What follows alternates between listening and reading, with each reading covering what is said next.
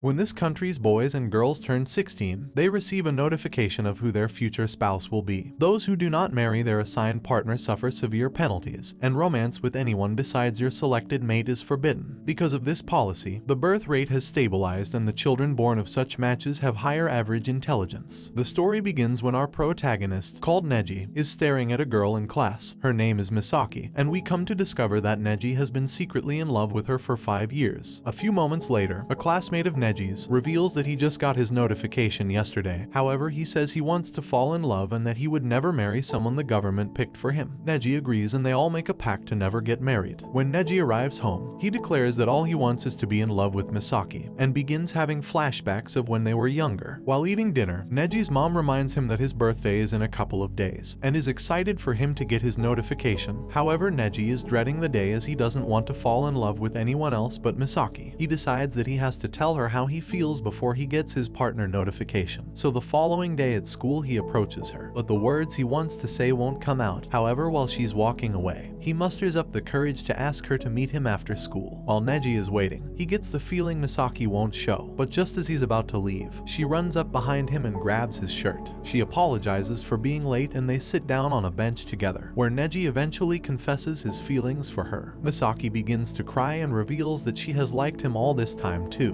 which comes as a huge surprise to Neji. But nevertheless, he is over the moon and they share a kiss. A few moments later, the clock hits 12 and Neji receives his government notification, stating that his partner in marriage has been decided. Misaki gets upset and runs away. However, Neji chases after her, refusing to let her go as she's the love of his life. The following day, Neji meets his assigned partner, who is a girl called Sonata. Neji gets nervous as he finds her to be very attractive, and the two families get to know each other. However, while everyone is talking, Neji is in a world of his own thinking about Misaki. Sonata angrily ridicules him for having no manners and leaves as Neji isn't paying any attention to her. A few moments later, Neji finds her in a room all by herself and apologizes for being so rude. She accepts his apology and they chat for a while. Neji tells Sonata all about Misaki, and she surprisingly offers to help him figure things out with her. They then agree to go back holding hands in order to fool their parents into thinking they're together. The next day at school, Neji's classmates tell him how lucky he is to get such a cute partner, which reminds him that he agreed to meet her soon. He finds Sonata in the nurse's office, where she reveals that she doesn't fit in with other girls, and is faking being sick to miss class. Neji admits that he's always had a hard time talking to girls, but says with you it's easy, making her blush. After school, Sonata introduces herself to Misaki. They go to a fast food joint where Sonata reveals that she doesn't like Neji, and goes on to ask Misaki how she feels about him. Misaki confesses her feelings for Neji, which makes Sonata say, "It must be wonderful to fall in love with someone." After they leave, Misaki asks Sonata if she would like to meet again, which ends up making her cry as she never had any friends before. A few moments later, Neji lets it slip that he kissed Misaki, but explains that it was before he received his notice. Although to his surprise, Sonata tells him to kiss Misaki again. The next day, Neji goes to Sonata's house and is astonished to see Misaki in her room. Sonata gives them her blessing to kiss, but just before their lips connect, Neji pulls back as he can't bring himself to do it. Before Misaki leaves, she tells Sonata that she wants her to fall in love with Neji, as she's probably not the right girl for him, which comes as a shock to Sonata since Misaki is in love with him. Sonata goes back into her room and tells Neji he must kiss Misaki once a day, which leaves him dumbfounded. At school, Neji wonders if something is going on with Misaki and his classmate Nisaka after noticing them looking at each other strangely. Later, Neji finds Misaki to ask her about Nisaka. However, a teacher comes and Neji pulls her out the way so they are close to each other. Neji thinks about the consequences for being intimate with someone other than his designated partner, but finds it hard to mask his true feelings and they end up kissing. The following day, two people who work for the government go to check on Neji and Sonata's relationship. The woman explains that up to 50% of your personality is determined by your genes, and that all the surveys and tests they undergo determine who their assigned partner will be. So the trick is to select a partner at the age of 16, before their personality is fully developed. After interviewing Neji and Sonata, they inform them that they're going to Misaki's house next. Neji is afraid she got her marriage notice, but Sonata tells him not to give up just yet.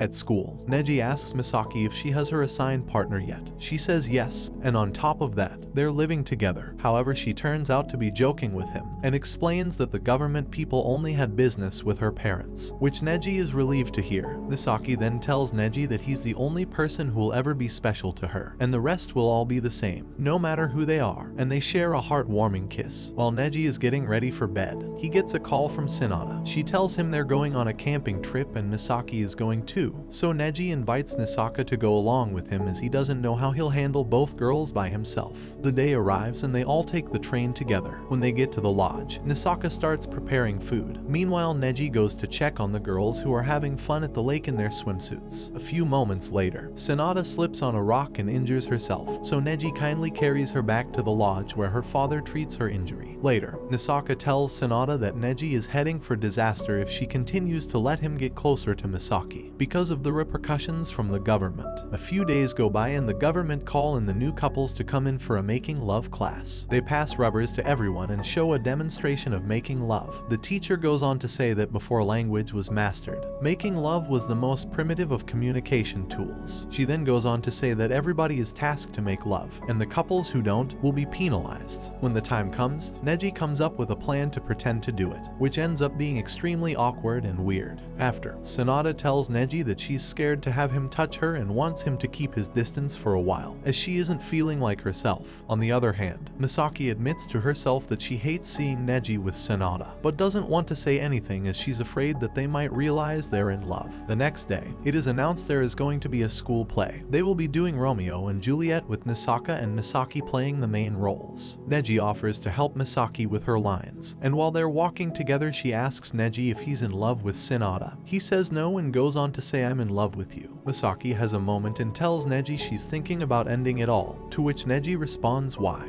And she goes on to say, "Because I'm not your assigned partner," explaining that she falls in love with him more and more every day, even though she knows there's no hope for them. The day of the festival arrives and Sonata came all the way to see the play, which ends up going amazing, after Neji is approached by a mysterious girl, who all in all reveals to him that Misaki is his true destined partner. Neji then notices Sonata standing close by with a shocked look on her face, as she happened to hear everything. She asks him if their pairing was a mistake, to which Neji says no as he doesn't want to hurt her feelings. A while later, they find Misaki and tell her how good she was in the play. Nisaka comes along and informs Neji that he needs him to fill his cousin's place at a wedding, and to think of it as paying him back for the camping trip. Neji agrees to go along with him, and when the day comes, Sonata and Misaki join them too. After the ceremony, Neji finds Misaki crying alone. She pours her heart out saying, "I don't care if it's a lie. Tell me you love me," making Neji lose control and kiss her. At night, Sonata tells Neji that he should choose to marry Misaki, and explains that their love changed her life drastically for the better, as now she has more friends. She also informs Neji that she found a way to get out of a match peacefully. All they would have to do is lie to their ministry person and tell them that they aren't getting along, that a match between them would never work. The next day, Neji tells Nisaka that he doesn't know what to do, as he loves both Misaki and Sonata. Nisaka tells him that if they really love him, he can make them both happy, and so, he sprints off to find the girls. Meanwhile, Misaki and Sonata are getting ready for a bridal shoot. While they're taking pictures, Neji bursts through the doors and confesses his love for them both, and there, they decide to love and lie for each other in order to keep everyone happy, and the anime ends here. Thanks for watching. Don't forget to like and subscribe if you enjoyed, and turn on the notification bell so you never miss out on another video. Until next time guys, take care.